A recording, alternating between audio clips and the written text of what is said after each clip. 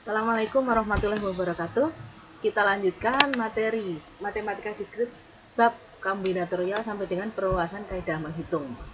Jika n buah percobaan masing-masing mempunyai P1, P2, P3 sampai dengan Pn, hasil percobaan yang mungkin terjadi adalah untuk kaidah perkalian itu nanti P1 kali P2 kali sampai dengan kali Pn. Untuk kaidah penjumlahan itu nanti P1 plus P2 plus sampai dengan plus Pn. Contohnya, perpustakaan memiliki 6 buah buku berbahasa Inggris, 8 buah buku berbahasa Perancis, dan 10 buah buku berbahasa Jerman.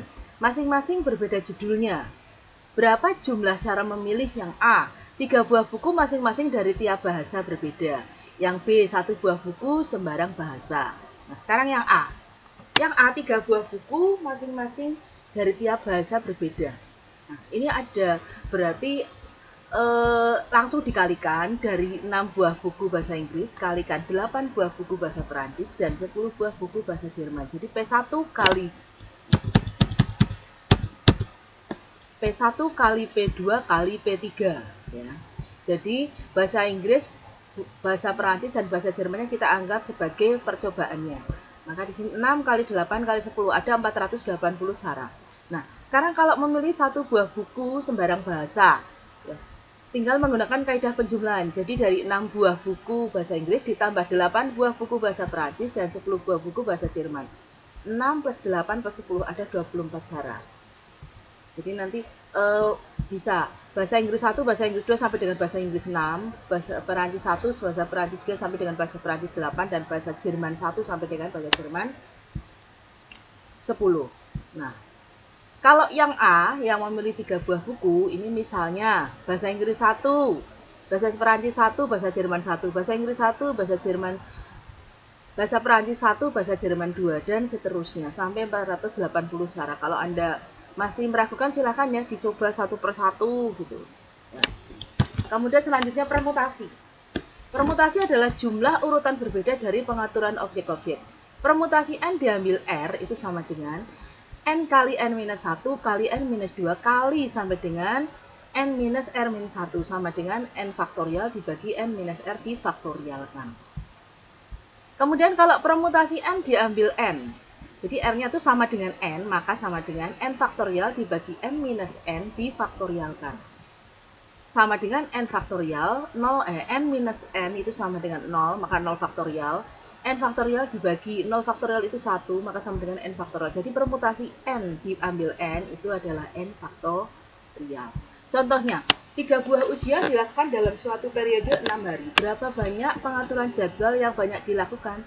Sehingga tidak ada 2 ujian atau lebih yang dilakukan pada hari yang sama. Menggunakan kaidah perkalian, ada 6 periode, ada 6 hari ya periode ujian. Maka di sini untuk tempat pertama masih bisa memilih 6 hari. Kemudian tempat kedua, karena dari 6 hari sudah diambil di tempat pertama, maka tinggal 5. Kemudian di tempat ketiga, dari 6 hari sudah diambil tempat pertama dan tempat kedua, maka tinggal 4. Maka 6 kali 5 kali 4, ada 120 cara.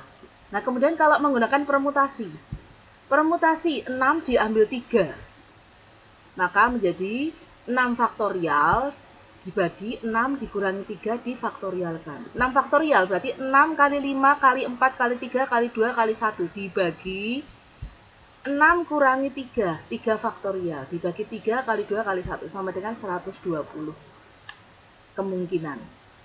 Jadi sama antara kaidah perkalian dan kaidah dengan permutasi. Hasilnya adalah sama. Nah, sekarang contoh yang kedua. Berapa banyak kata yang terbentuk dari kata bosan? B-O-S-A-N. Penyelesaiannya menggunakan kaidah perkalian. Untuk tempat pertama, jadi kalimat bosan itu ada 5 huruf ya. Nah, huruf pertama ini masih ada 5 pilihan, huruf B-O-S-A-N. Kemudian tempat kedua ini dari 5 sudah diambil 1 di tempat pertama, jadi tinggal 4. Tempat ketiga tinggal 3, tempat keempat tinggal 2, dan tempat kelima tinggal 1. Maka 5 kali 4 kali 3 kali 2 kali 1. Ada 120 buah kata.